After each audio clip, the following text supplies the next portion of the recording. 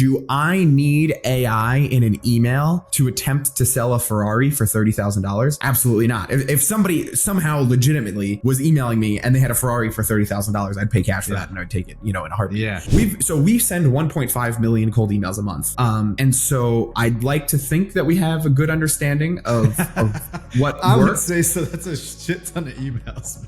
If you are working in a space where your offer is heavily commoditized, you need a way to make your email stand out. I was scoring founders by 5 different criteria. So 1, it's their first time ever being a founder. 2, you've done some work with Hormozy, right? Did you work on his webinar thing? Because I think So I got the opportunity to do a webinar with Hormozy. We've got the email freaking guru on the line. Oh, geez. Great.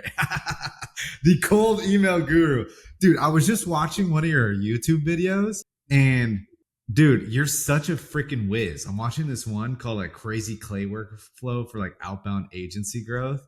And the stuff you're doing, dude, I'm only like halfway through and I'm like, this is insane. This is like, well, I appreciate that. Thanks so much for watching it. I try not to be a guru, because I feel like when people like see all these content gurus, it's all these people who talk about doing outbound, but they don't do outbound anymore. And I very strictly am like, no, we do this every single day. So I appreciate you seeing all the content and stuff. Yeah, no, man. Like when I look at you do outbound, like with these videos, it's like this is outbound now. This is like really outbound. Really appreciate I'm that. Like, no longer going to like like grab a list from Zoom Info or Apollo and then throw them into like a sequence. It's like just generic content. Like that ain't it anymore. Or it's not working. You can try it, but I haven't seen many people make it work these days. But dude, this is crazy. So I want to like get into. You're testing a bunch of stuff with cold email. Like, I just want to go through your brain and like, what are you experimenting with right now? Like, what are some fun experiments you're doing with Clay, either for your own biz or for like clients, right? Because I just want to like hear all about it, man. And like how people should be thinking about this today, because I think people are stuck, right? Yeah. They're stuck in the old way. And when they look at like, we're in the pirate email group. Shout out to Jesse once again. But like, we're all in there, like, talking about some crazy stuff and like trying to push things forward. A lot of people might consider us spammers, right? Because we're just sending volume of stuff. But no, the fact is, we're doing volume because now you can do all the personalization stuff automated with AI, right? Like, so I would love to hear from you, man. Like some interesting experiments that you're running. And just like talk through those and get your perspective. Well, so I always start this with, in my opinion, cold email is a private ads network. And so what I mean by that is, you can go to LinkedIn and you could pay $5,000 and you could run your campaign and then completely burn through $5,000. But you don't go to LinkedIn and then you're like, oh man, like I want a refund from LinkedIn. Like what the heck? Like you don't think of it that way. But for some reason, when you have an SDR or you have an agency and you told them what the list is and you told them what the offer was and you're in control of all those variables, they're just delivering on it for you. Then you go to them and you're like, oh, this SDR stinks. Like we should fire them. And I think that from that baseline, it's just the wrong way to think about it. So like going back to the original thing you said, so you said like you can't just take a list from Zoom Info and just load it up anymore, which I do agree with that. But I tell everybody that, again, it's a private ads network. Your offer matters more than anything else. And so do I need AI in an email to attempt to sell a Ferrari for $30,000? Absolutely not. If somebody somehow legitimately was emailing me and they had a Ferrari for $30,000, I'd pay cash for that and I'd take it, in a heartbeat. Yeah. Or like a Super Bowl ad commercial for $30,000, right? Like you don't need AI to be selling those things. A lot of these problems that people see is so response rates have gone down. Like that's just the way that it is. Name of the game. And the big problem that we've seen is that a lot of these companies that don't have product market fit, or they think that they do and they just hammer on these people and they think that volume is going to solve their problems. They just burn through their leads. And then all these people who are like, oh, I never respond to emails anymore because there's all of these bad ones. Then, I totally get it. And so I think that there's a time for high volume, very low personalized emails because the offer is just so good. And I can give an example of that. And then there's reasons why you need very high, personalized. You use a lot of AI, you do a lot of data scraping in order to get that. Right. And so like we've got one guy, this doesn't require any AI, right? We've got one guy who he cold emails schools. And when a school wants to throw away their laptops, they usually have to pay for them to be recycled because the memory has to get wiped and there's all of these different things that have to happen. But he has figured out the economics that he can actually pay for a school. He can pay for their laptops and then he'll go and break it down into pieces and then he can sell it. And so there is zero artificial intelligence in his campaigns because all we literally do is just walk up to schools and like, hey, if you have laptops, I'll buy them from you instead of you having to pay for somebody to take them away. And, we're like certified and we can wipe them and all of these things.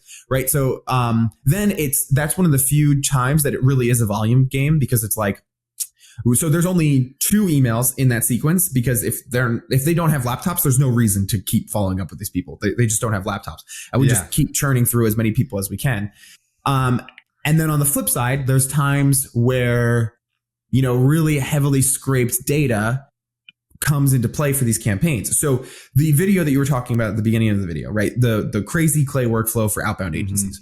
So if you are working in a space where your offer is heavily commoditized, you need a way to make your email stand out. And so what I was doing in that video for people who haven't watched it is I was scoring founders by 5 different criteria. So 1, it's their first time ever being a founder.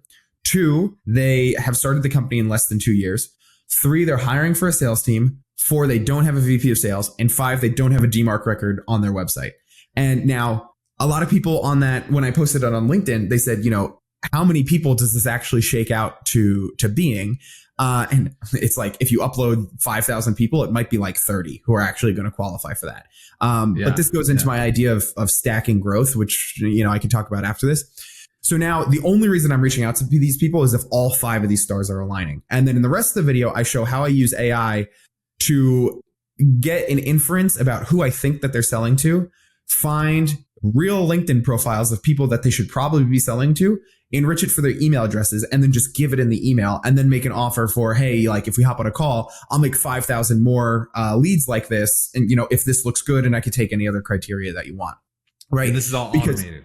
And this is all, this is 100%. All this is automated. Yes. This is crazy. And so it's all 100% automated and so the problem that I'm solving for is like every person who gets an email from a cold email agency, they're always getting emails like, hey, if you want leads, I could get you leads and we have this guarantee and like, we'll do crazy stuff for you. Like, please talk to us. And I'm taking a completely different approach to it where I'm like, look, like, what am I unique? Like, why do people come to my agency? Okay, people come to my agency because our list building is way better than everybody else's. If I could get them on a sales call and show them how crazy our list building is, then they could see the value of our agency. So why don't I just show that as much as possible in my product, which is my email? I think there's nothing that makes me more mad than when AI personalization email tools email me to use their AI tool and there's 0 AI in their email. It's like the funniest thing in the world to me that like, they'll be like, oh, hey, like we can personalize emails at scale. And then there's nothing in there that was personalized to me except for my first name. And I'm like, that's just too funny.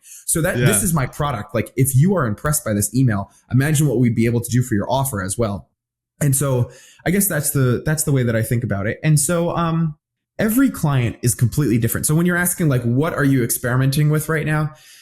Every single client is so different. Really the way that we work on these things is we work with clients and we say, okay, hey, if you were to manually research an account or a prospect for 10 minutes, what are you researching for? And how does that change the messaging if something is true or false about that person, right? And so then we run through all of this stuff, and I call this kind of like an ICP, like situation waterfall. I need to come up with a better name for it, and over Christmas break, maybe I'll come up with it. Yeah. And so we'll onboard a customer, and they'll say, okay, at a very minimum, they need to be a company with 500 to 1,000 employees who's using HubSpot or Salesforce, and they have to have a marketing operations team or similar titles. right? So at a very minimum, it's like if those criteria aren't met, we're not going to email these people. It's like, okay, so we'll pull everybody that first meets that criteria. Now this is the bottom of the barrel of like qualification. Like there's no other stuff that we're looking for. Now what we'll do is we'll go from the bottom of the barrel to now we go to the top. And then I say, okay, who is the best person for you to email? Like what's going on in their company? What's the situation? Who are they? What's going on that makes them a phenomenal candidate? And so then that same company might come to me and they might say, okay, if they are a VP of marketing that was hired in the last 6 months, they have a paid media person on their team, and they're hiring for marketing operations roles, that's our person. And I'm like, perfect. So that's like number one. That's the like the best message that we've got is that person. Then usually number two is just stripping away one of those things. So now it's a VP of marketing who's been there longer than 6 months, and now they're not new, and they have a paid media person on their team, and they are hiring for a marketing ops person. And then it might be a VP of marketing, and maybe we can't detect paid media, but they have marketing ops on there, but they are hiring for a marketing ops role, right? And so then it keeps breaking down. And then we'll restart and we'll say, okay, now what if it's a chief marketing officer? How does the message change there? And what other situations are you looking for? And then they're like, okay, if it's chief marketing officer and the past 3 months of web traffic has been going up and it's because of paid traffic, we want to message them about that. I'm like, perfect. And now on that is a perfect example of how there's no step down from that. That just is the play. It's just chief marketing officer, last 3 months, increase in traffic. A portion of it is coming from paid. That's you can't strip any of that away. So then that just becomes a standalone play, right? Yeah. And so we onboard our customers to talk about all these different situations. Then we move them into, and that's where we really need their expertise. And then that's when it flips back over to our expertise. And I hope I'm explaining all of this, but this will kind of be the last thing maybe I'll say is, we send 1.5 million cold emails a month. And so I'd like to think that we have a good understanding of what I would works. say so. That's a shit ton of emails. Yeah. And so, so when people call me a spammer, I was just kind of with my family during Thanksgiving and they're like, what do you do? And I'm like explaining it. And they're like, I hate it when people send me these emails. I'm like, yeah, but you don't get emails the way we write the emails. When people call me a spammer, I'm like, yeah, I know. That's just the industry. But, And I think it'll change. You're always like an enemy or the bad guy until it starts to work. And then everyone's like, oh yeah. And then you're like, everyone's like, well, how do you do it? Give me your secrets, that's what's going to happen, man. Yeah. And so we take all of those insights from them. And honestly, that usually just writes the first and maybe the second line of the email, because now that list becomes the message, right? It's like, oh, you're a VP of marketing and you've got paid media people on your team and you're hiring for a marketing ops person. Honestly, that's sentence one.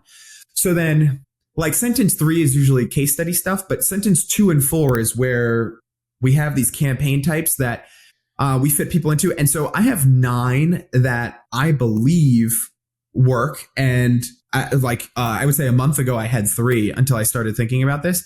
But I've got 9 campaign types that we've seen work that we kind of bucket people into. And so, okay, what are the 9? I want to hear this. Yeah. I was just going to get into that. So one is problem sniffing. And so a problem sniffing campaign is one of our customers, they do Airbnb. If you have an apartment building and you don't want your renters to be listing their properties on Airbnb, they've got AI that can take the images of your property and then they're scraping Airbnb listings, and then they can kind of compare and say, hey, it looks like one of your renters is listing, right? And so a problem sniffing campaign for them is we're going to scrape apartments.com for people complaining that there's too many Airbnb visitors. And we're going to bring that to them and we say, hey, I know that you have this problem because I saw this review about too many Airbnb customers coming. We can help you solve this problem if you want to control it. Here's how we can do it, blah, blah, blah, blah. On a simpler level, you could even think about it if you were to scrape every restaurant that has complaints about how the parking lot has too many holes in it. And if you are a paving company, you could go to them and you say, hey, I found this problem. Would you want to do something about it? So that's problem sniffing. Number 2, and these are in no particular order of effectiveness, and you can stack these. The more that you can stack together, the better it works. but just one of them will increase your campaigns as well. So then number 2 is a truly funny, relevant campaign. And so what I mean by this is like, one time I got an email from a company that was selling, I don't want to name the company, but it was, what were they doing? It's like a gifting company, but for B2B. And like when you sign a new client, you could automatically send them a gift and this kind of stuff. And they sent me an email where they were like, hey, do you want to meet Sprinkles in the subject line? And I was like, what? And so then that was Sprinkles. Yeah. And then they get into it and they're like, hey, you've been assigned as one of the accounts that I would like to work with. And I wanted to introduce myself. Along with, the fact that I work at this company, I also have a dog named Sprinkles, and, here's my dog. And I was like, okay. Now, candidly, somebody in the office, because I was working at my previous company back then, somebody in the office loved that email. And I was like, okay. So obviously I would respond to that because I just, different people do different things. But if I were to suggest that to a client, they would probably be like, what are you talking about? So when we say truly funny, relevant campaigns, there was another guy who ran a pest control company that maybe sent one of the funniest campaigns I've ever seen. The hotels in the area were having a bed bugs problem. So then he sent an image where he said, oh my gosh, bed bugs. And he like put exclamation points. And then he put a meme of the Volkswagen Beetle inside of somebody's like bed, like the toy car inside of somebody's bed. And he was like, by the way, if you want us to do something about the bed bugs in Philly right now, like we can come out and help out in under 48 hours, blah, blah, blah. And I was like, perfect. Like that's actually relevant. Like that's actually funny to the situation that's going on and everything. And we do things like that. The third one is using AI to help the prospect envision what using your product or service would be like for them. And so I love doing this. Example you just gave, right? Of like giving them what you would already provide. Like here's 5 leads we can give you, right? Yeah. Yes. But it could even get simpler than that. So that is probably the hardest Clay workflow I've ever, that probably took me like 7 hours to put together. It was, and I would even call it like not even done at this point. So an easier version of this is, and sales tools lend themselves to this so well. So what you can do is you can use AI to figure out what the company does, who they sell to, what's their offer, all of those things. And then you use AI to say, okay, considering all these things, give them ideas of how we would be able to help their company. And so we've done this for like sales engagement platforms. And so we'll say in the email, we'll say like, oh, hey, like I was looking at your site and I bet you sell to VPs of sales, directors of sales development and chief revenue officers, whatever. We use AI to infer what titles they sell to. And then we say like, we built a platform that I think as your team is probably doing a lot of these manual things, we can automate these things. And then we give them 3 ideas of like outbound campaigns that they could be running automatically on the sales engagement platform. And then we say, like if your team is doing this manually today, would you want to talk about how we could do it automatically? And we AI wrote those ideas for them. So now they're like, oh, okay, yeah, that's true. And so anyway, like you can use AI in a number of different cases. Like if you sell bookkeeping services, you can't use AI to help the prospect envision what's going to happen because it's just bookkeeping. What that is. Yeah. But if there's a creative application or the application changes per user, it's great for horizontal products. Mm-hmm. And so the number 4 is, I call it the stars aligning. And so that was a little bit from my example that I talked about previously. Like I want to reach out to founders who have never been a founder before. They don't have a DMARC policy. They don't have a VP of sales. They're hiring for a sales team. And whatever the 5th thing was, I forget at this point. And so not only now, because usually people are like, oh, I talk to chief marketing officers at companies with 200 employees and they're in the banking industry. And it's like, okay, that's not really the stars aligning. It's like, how can we align the stars on things that like, if we were to send them this email, they'd be like, oh, they definitely did research on us. And so that's usually the one that's probably the best performing campaign. But if you really do it right, you're going to send 10,000 people through that flow and there's going to be like 100 who qualify for it. But that's just the name of the game. And then, so number 5 is extremely relevant case studies so that you can send like an I've been there, done that type message. Mm-hmm. So a company that I helped grow was clay.com. And so I could basically go to any, and I mean, actually these companies come to me, but I could basically go to any sales tech company at this point and tell them like, look, at clay.com, this was the outbound campaign I ran. Here was our content strategy. And these were the results that we generated because of those things. And they would open my email and they would engage with my email because I can say like, I've done this before. You should really talk to me because I've had all of this success in the past. And so we'll help our customers do this using tools like Ocean.io to like take one of their best case studies and then build a lookalike audience on that best case study. And then we write messaging of like, there's no AI for that messaging. It's literally like, look, this is precisely what we did for another health and fitness wearable company. Here's exactly how it went. Would you want to talk? And then, that just helps cut through the noise there. Yeah. And then influencer audience targeting. This is just like, sometimes there's influencers who give you good third party like validation and proof. And so what we sometimes will do is we'll like take the content that they post publicly, and then we'll go to people who presumably know that person, or if they're in the industry, they would know this person. And we basically say like, hey, this person said this, and, we have to agree. This is like the entire thesis of our company. This one's a little bit tougher to get going, and I can answer questions about it if you want. But dude, this is. Well, I want to make sure we get through all 9. I want to make sure we get through all 9. So then I think, what is this? So this is 6. Okay.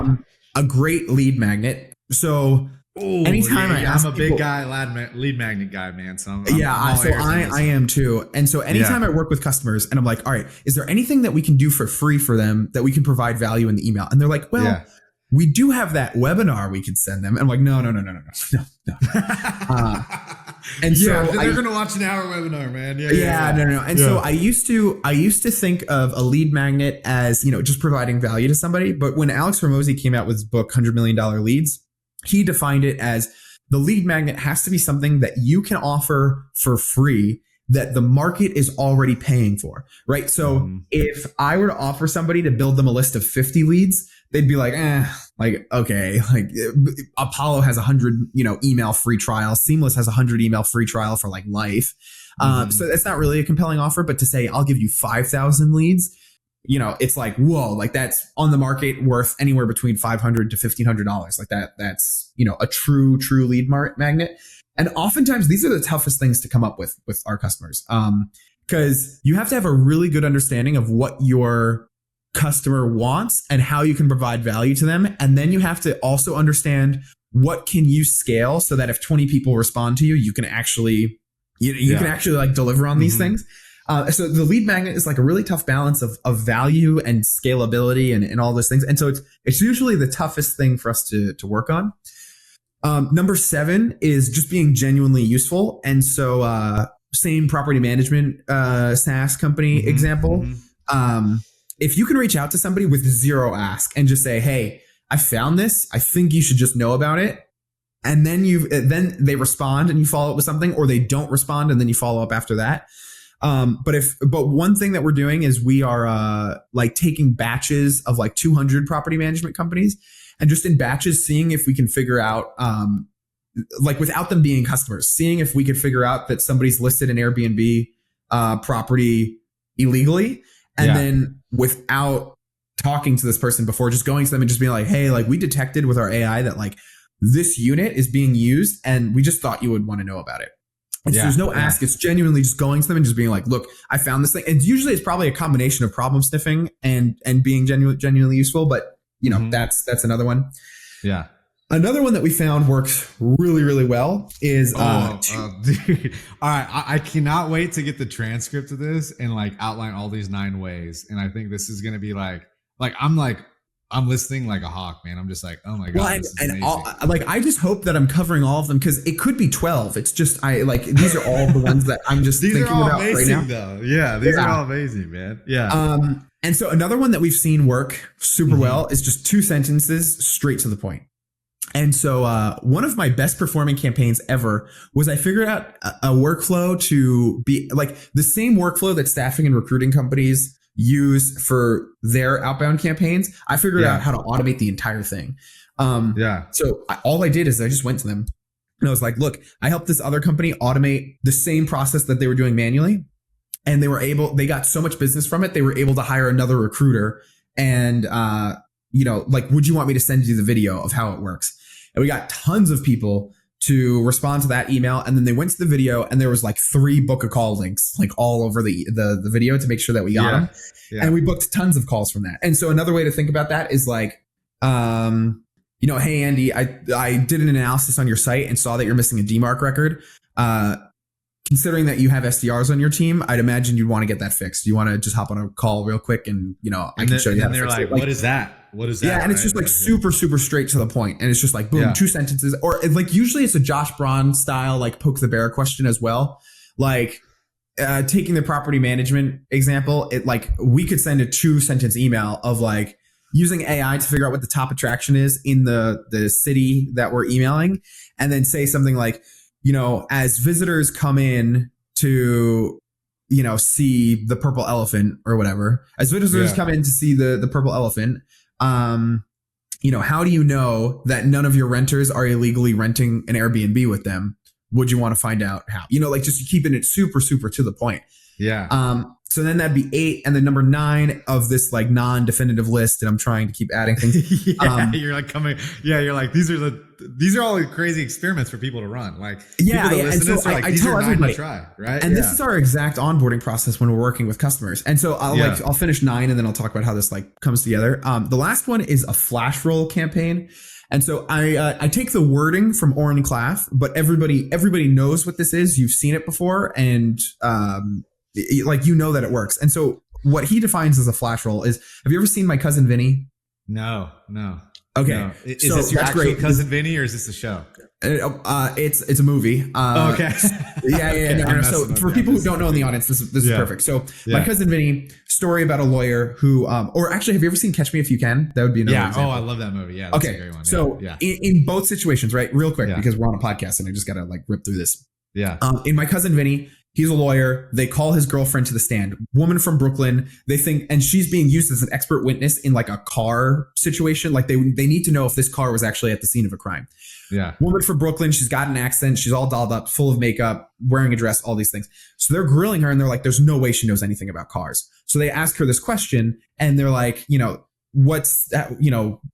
I don't even know what the question they asked, but they asked this very specific question about a car. And she says, there's no way I can answer that. And they're like, see, she knows nothing about cars. And she's like, no, there's no way I can answer that because it's a BS question. And then she rips the guy for like 40 seconds about, she uses all this jargon and this these technical things about why the question is wrong. And then she answers it as if he asked it the right way. And in 40 seconds, she just went from a woman from Brooklyn that you think knows nothing about cars to this woman knows everything about cars, right? And so then that's your flash roll. Real quick, if you haven't seen Catch Me If You Can, he's running from the FBI and he's doing all these things. Every time he comes to the FBI, like, or even when he pretends to be a pilot, he watches these movies to like get their jargon down and get their technicalities down and to get their language down.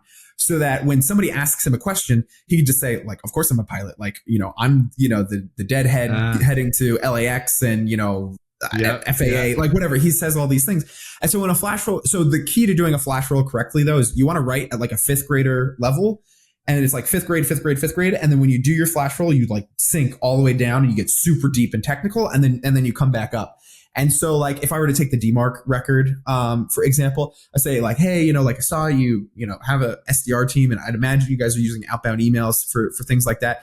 Took a deeper look and I saw you don't have a DMARC record. This would affect your domain because this is a key authentication when it comes to your DNS settings, that if you don't send this, every person who has a DMARC record won't get your email because you don't have the settings set up on your DNS record. And like, you just like go super deep on there and they're like, wait a minute. I have no clue what this guy's talking about. Let's just ask, like, let's just engage with this because this sounds like a problem, but I don't know how to fix it. Right. Yeah. And so then that's what we call the flash roll campaign. And so to wrap all of this up, I know I've basically been monologuing and no, this is great, man, because it's all value. Like the words to value ratio here is like phenomenal, man. Well, so I appreciate that. And so, so this is all so that the toughest part with my agency is repeatedly onboarding a customer and setting these things up for them. So this is how we go from, it's like ICP, like who are you generally trying to target? And if they don't meet this criteria, we just shouldn't even email them anyway. Yeah. And then we go a level down to situation. And it's like, okay, what's the situation that will change the messaging and makes this even more important for us to reach out to them? And then there's these angles that you go a step deeper with that now we have our ICP, they're a chief marketing officer. And the situation here is they are hiring for a marketing ops person. And in the marketing ops, it says that they're going to be in charge of paid media campaigns. Now it's like, okay, that lends itself pretty well to problem sniffing because, like now we can talk about how like, hey, maybe you shouldn't hire this person. Or like, maybe in order, like while you're waiting to hire this person, you could, implement our technology and streamline the team that you currently have going on. Well, don't say streamline in an email, but you could improve the current process that you have, already. And so that's kind of like our formula for onboarding is just like ICP, situation, angle. And there's definitely more angles than that. It usually presents itself, but when I'm doing copywriting for clients, I'll take all of the situations and I'll have that doc open and I think to myself, okay, does number 6 fit? Let's see if number 6 fits. How would I approach this if I was doing number 6? And it just acts as a heuristic for me to go back to. Wow, dude, this is insane. And then so you have all these ways to test, right? And you're like, let's say it's 9 different ways. So are you testing all 9 at once, or like, are you getting 1,000 contacts, doing like an ABC test? Like, what are like?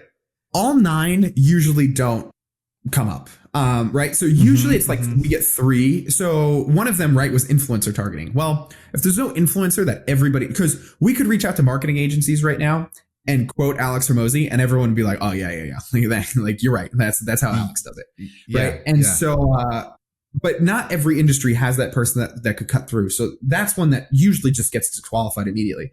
And so what we really like to do is I really like to pick the best maybe 2 angles that we're going to go with.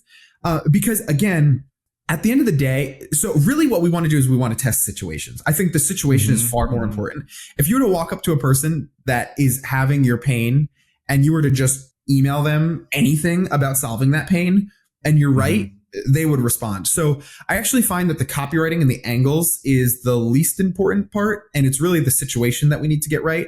It depends on the customer though. Yeah. And so oftentimes we're mostly testing lists. We're not so often testing the campaign angle because there's only so many ways that you can say somebody's unique selling proposition.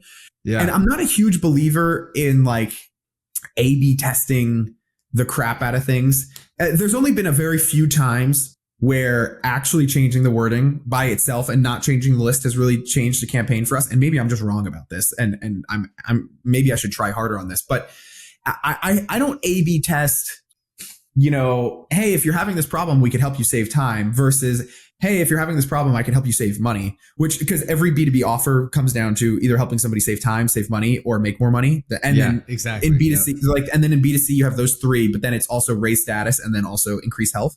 And so every offer comes down to those things. And so if I'm telling you that I can help you with your freelance management process, I personally don't think that it matters that I say that I can help you save time versus I can help you save money. You just need to know that I can help you with the process, in my opinion. There was one time though, we were working with like a tax company and we were saying, are you happy with your current tax process? And that was just a bad question. We weren't getting positive responses. So then I switched it to Josh Braun's credit. Like he put this in his course and I just ripped it from his course. So this is Josh Braun.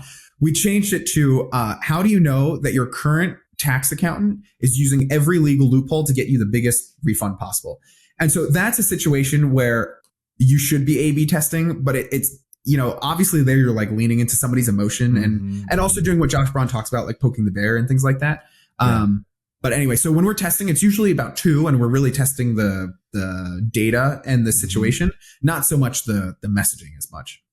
Interesting. So this is a good insight, which is the takeaway for people as you're testing the situation / scenario versus like, did I put this word here or do I put this word here? Right. Like, I just don't care. Like sometimes customers, and I'm sure our customers have left to work with other agencies. I'm not saying that, but sometimes customers will come with working from another agency and then they give us the copywriting they made and they gave like 4 different versions of basically essentially saying all the same things.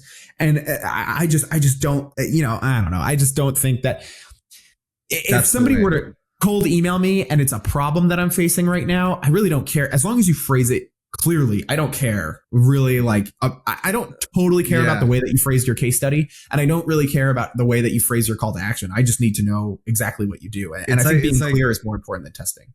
Yeah, it's just like it's still the game of attention, right? It's like, what's the hook? And the hook is the idea overall of like what you're trying to offer them, right? Like if you look at like, so I look at like LinkedIn content, right? Like some of this LinkedIn content, is the formatting perfect? Is is the copywriting amazing? No, but what gets you on some of these things that do well is the hook. You're like, holy shit, this is an idea I haven't heard before, or that like that it was presented in a unique way. And it's not like this person's a copywriter, but it's that idea overall that's working, right? And like I'll give you an example. I'm doing this campaign now, and what's worked best for me? I offer $100 gift card to take the time, but I know here's the thing with that, and it works, and we have some money to spend, but like not a ton, but we're being very targeted with the list, right? Yeah. And so with that, when I'm doing it, I know that, okay, the list is right and we're doing this. And most of the time people are like, hey, I don't need the gift card. Right. But they're like, they're happy that you're offering to compensate them for their time, and then they get on and I know I'm so confident in what we're building in our offer. And they go, hell yeah, I would want my team to trial this. Like, this is amazing. But if it was a shitty product, it's like 15 years old or something, and it was like that, then I think it'd be money down the drain. But yeah. And that is actually a playbook that I had my mind changed about, because at first I was like, why would you do that? Like, you're just, bribing these people, and then they're just going to take your money, and they're not a real qualified lead and all these things. And then we ran it for a couple of customers who just really wanted to test it. And I totally agree with you. I think at first I thought that people would just take the gift card and just move on, and just, waste your time on a demo and it wouldn't work. But then when you think about it, the people that you're targeting, their time isn't actually worth $100 an hour. So it's just greasing the wheels of somebody who was on the fence a little bit, and then they say, oh, you know what? Yeah, let's do it. I would say, like, so Rippling has offered me $250 gift card or something like that. And they range from like $100 gift cards and all these other things for like a 30-minute demo or something like that. I did not respond because I have 3 people on my team in Mexico, 2 in the United States. We don't have an HR problem. I just pay people. Like there's no HR issue in my yeah. Like we're not big enough to have an HR problem. Yeah. And so for me, I'm not just jumping on and be like, oh, I cannot wait to take $250 from this venture-backed SaaS company. Like I'm just like, no, it's still a waste of time for me. I'm not going to respond. So I think it's a great way to take the people who would be okay, interested, and they're kind of on the fence of responding, to just getting them over the line. So that's actually a campaign I had my mind changed about. Yeah. That one, I mean, it's working for me right now, which is freaking awesome, right? Like it's, I'll show you the stats after this and pull it up on the screen, but it's like pretty crazy what we're doing. And I'm a noob compared to you on all this stuff, right? I'm like, people say that. Yeah. I'm a noob too. Like at this level. So and I'll even be posting about it on LinkedIn. I'll hit 2 million impressions for the year, probably by Friday. And there you can point exactly to a huge spike in impressions that I got. And that spike coincides with ChatGPT and the API have like 3.5 coming out. Yeah. And interesting. So whenever people are like, wow, like you have so much experience, I'm just like, a year ago, I was basically doing everything that everybody else was doing and just trying to just be more creative about our approach. This AI stuff is so new that if you wanted to catch me, just watch my YouTube channel and you're, going to get caught up basically. So while I appreciate that, I do tell everybody, it's like, it's not that long that AI has really been, available to everyone in a way that, everybody could use it for their campaigns. Yeah, it's amazing, man. And then you've done some work with Hormozy, right? Did you work on his webinar thing? Because I think So I got the opportunity to do a webinar with Hormozy because a friend that I did some coaching with he ran an affiliate offer where he was basically like, look, whoever gets the most amount of the top 10 people who get affiliates for me, I'll give an hour of my time to do a webinar together and everything. And so, I did honestly, he did all of the work. I just did a little bit of coaching. He did all of the work. And then, kind of as like a thank you, we were on the webinar together. So I am very clear. I've never done official work for Gym Launch or acquisition.com, but I did have the webinar with him. Yeah. Yeah. That is awesome, man. Wow, that is crazy. So you guys do have some leads. That's freaking amazing. And where do you think? What do you? I was early at outreach, so like this is the big question. And we have the old kind of like way of outbound, in which used to be new, and then you kind of have this like new, more sophisticated way where you need to have infrastructure set up, DMARC, DKIM, SPF. You need to make sure you have it online. What do you think is going to happen, man? I want to know if my shares are going to be worth something. So, no. So I mean, I think your shares are going to be still worth something. Yeah. So here's I always think about where can we draw like a first principle here and work backwards from like to give us the answer, right? And so your question is not really about what will cold email look like 3 years from now. You're really asking like, how is Google and Microsoft going to treat these things 3 years from now? Yeah.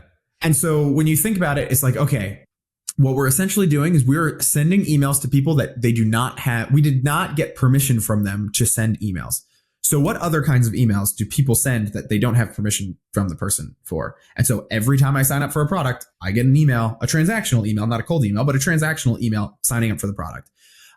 When a new lead reaches out to you and they want to inquire about your services, that's a person that they didn't have permission to reach out to you, but they still reached out to you. Mm-hmm. When you want to reach out to somebody and use their services, you're reaching out in that way. When a college student wants to reach out about a job, they're using it that way, right? And so there is a world where we have to contact people who we've never contacted before at a minimum. I tried buying a house with a company I was an advisor for. It was called gated.com, which was like basically putting a paywall up, which I actually loved the idea. If I could genuinely pay you $2 and you would respond, like I would actually want to do that. It just got funky and they closed the business down.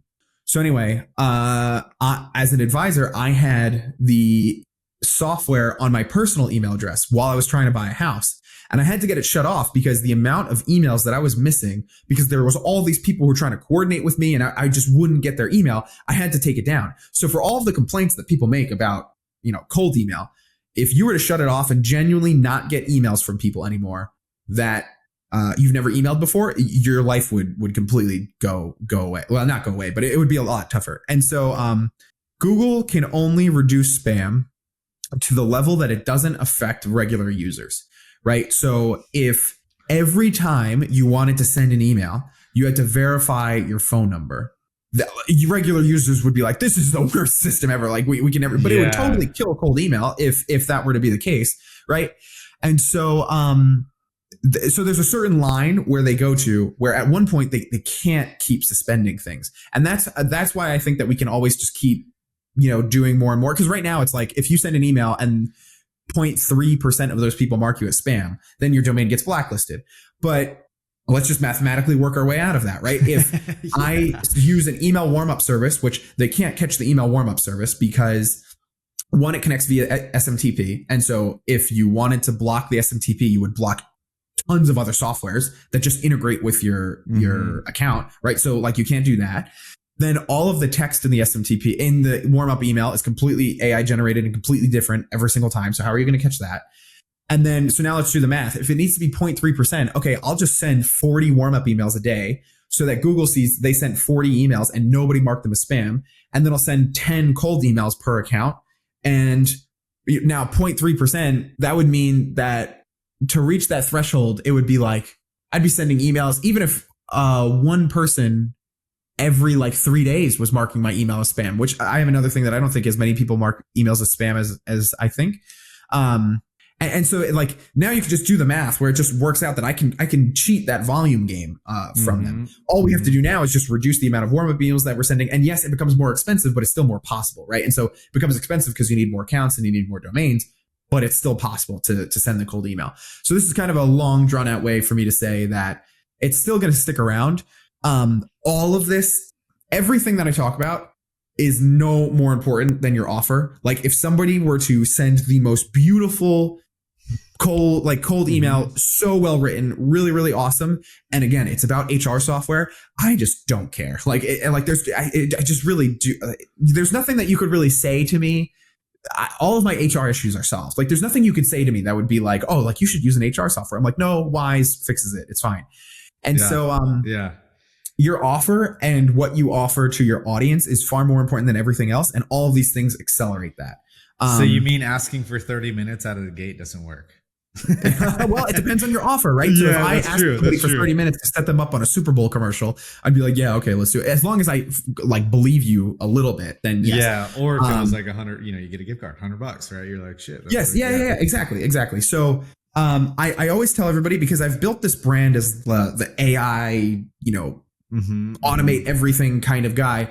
But really, if the people don't need what you're selling, there's no automation that can save you from that. The automation just makes sure that you're talking to the right people instead of just messaging everybody. You just have a way better shot of actually talking to that right person. Yeah, crazy, dude. Well, man, this has been amazing, Eric. So last thing here. How can people find you? How can people work with you? All that stuff in terms of how people should follow all of your stuff. I would say I tried to post everywhere for a long time, and then I just completely gave up. So it's just LinkedIn and YouTube at this point. And so LinkedIn is just, Eric Nowoslawski. If you just search that up, like I'm the only Eric Nowoslawski in the world. Nowoslawski if you wanted to see that. And then it's the same on YouTube as well. And so, you could just reach out to me there. Awesome, man. Well, dude, this has been like, we'll have to have you on for another like cold email masterclass in like 6 months to see where things go. Sure. And like stay updated. That'd be amazing, man. Yeah, absolutely. Which would be freaking great.